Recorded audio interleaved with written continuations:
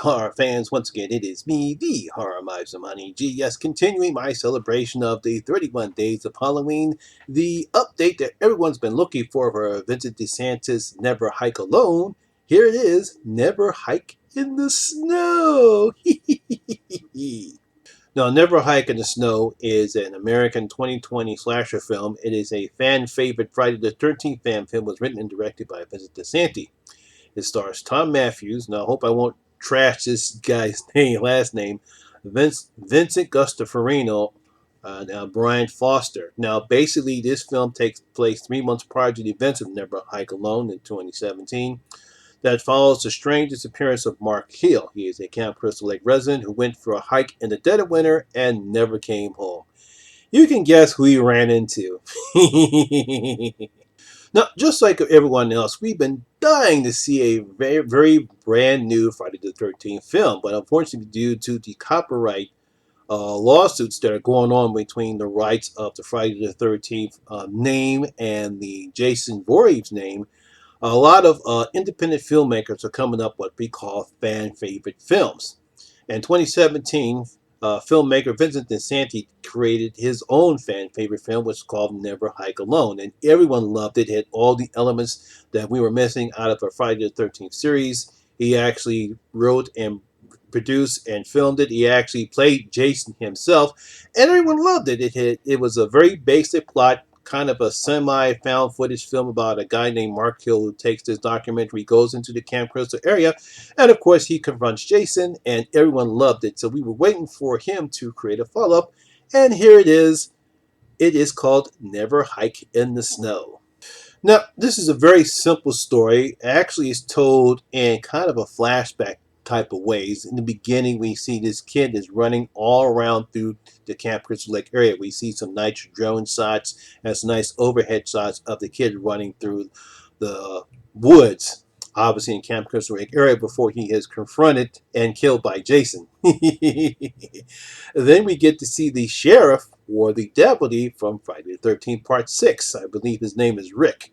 He's on the scene, and of course we see Tommy, also from Friday the 13th Part 6, who was also in Never Hike Alone. He was a cameo. This one, he's actually plays a more pivotal role in this film. Now, eventually we get to see Mark Hill in flashbacks as we see how he actually went up to this area on Camp Crystal Lake and see how he first encounters Jason till we get back to the beginning of the film. Also, we also see Sheriff Rick question his mother. His mother's trying to find out where he is. And with this, basically what the film is. It's not very long. I think it's about 30 to 35 minutes. But it's so nicely well paced, very beautifully acted, very, very well shot. You got to give Vincent credit. He has a keen eye on setting up scenes. And I simply love the transition that he does in certain scenes.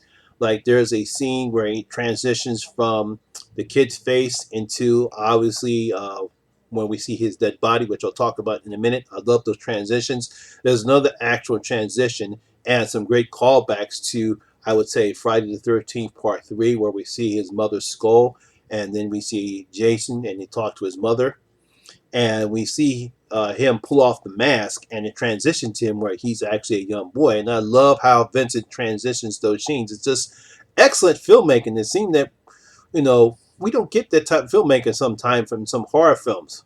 Now, I don't know what the budget was, but obviously Vincent once again does a great job with the practical effects. There's some decent, there's only two kills in this film, are great, and I just simply love the practical effects that Vincent uses. He does a great job of the practical effects. Like I said, all the acting is done very well. Vincent does a great job.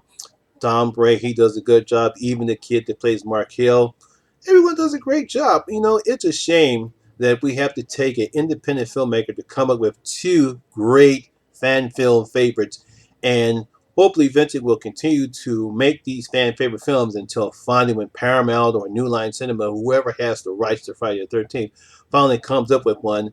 But definitely, Vincent, keep up the good work. You are doing a great job. If I were to give you any type of a praise, or I'll say this, I'm going to rank Never Hike in the Snow 4 out of my 5 lucky gold coins. So you're going to get 4 out of my 5 lucky gold coins, Vince. Another fantastic job. Keep up the good work. And so that's my review of Never Hike in the Snow. Did you guys watch it? What do you think about it? Were you just as happy and fantastic and really giddy over the great work that Vincent has done in this film? Leave your comments in the comment section below and tell me what you thought about Never Hike in the Snow. So once again, that's my video for today, guys. Hope you did enjoy. And if you did, please give it a thumbs up, like, and share. Also, if you're new here, please hit that subscriber button and ring that notification bell. That way you'll be notified anytime when I put new videos such as this one. Once again, my name is Lamont Smith, better known as the Horror Miser Monty G, and always remember that horror rules. And I'll see you in my next video. I'm out.